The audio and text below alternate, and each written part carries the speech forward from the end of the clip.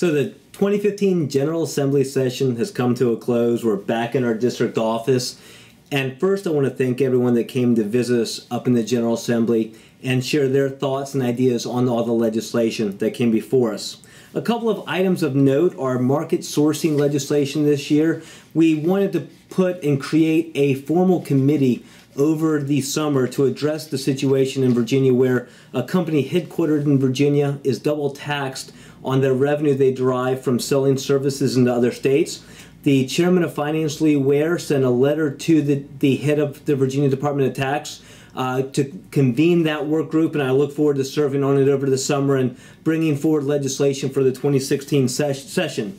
Next is the unemployment bill that we had. This was the bill to take from 30 days to 60 days the amount of time that a new employer had to review the new employee that they had hired before they become responsible for the unemployment benefits. This was a really good bill, had a lot of support. A lot of people from Hampton Roads came up in support of this, and it's going to be reviewed also over the summer.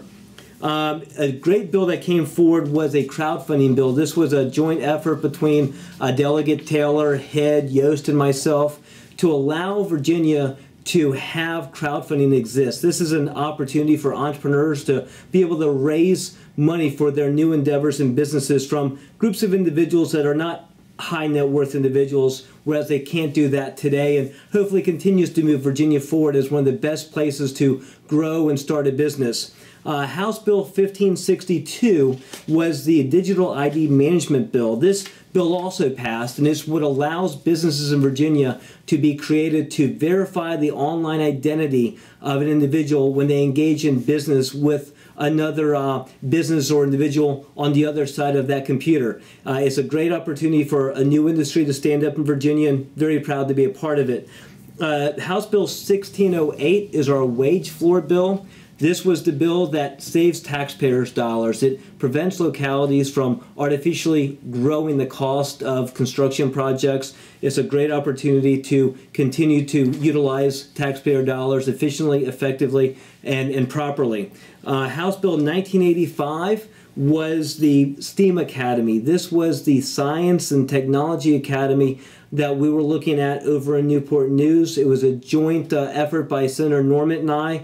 I'm very excited that we're going to be still looking at moving this forward. There was a budget amendment for $100,000 that passed this year, and over the summer we're going to be putting together the structure that will stand up this new academy. It will allow students from all over the Commonwealth to stay there for the school year, live there in a very high-intense math and science environment that also teams with NASA and Jefferson Labs.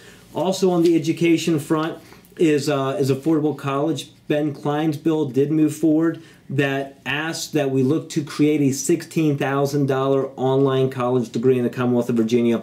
Very excited to be a part of that. Chris Dolly had two great bills for our veterans. The first was to provide the funding for the Hampton Roads Veterans Care Center. We have the 7th highest population of veterans in the nation, but only 2 of these centers. And it's about time we have one down here in the middle of Hampton Roads, and Chris worked hard to bring that forward.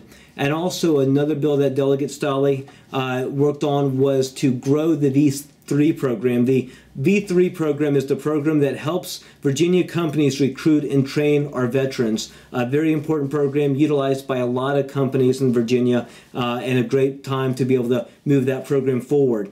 From a state budget environment, this was a great year. We're spending $1 billion less in the general fund than last year's original budget. The budget doesn't raise taxes, and even better, we've already prepaid the 2017 rainy day deposit.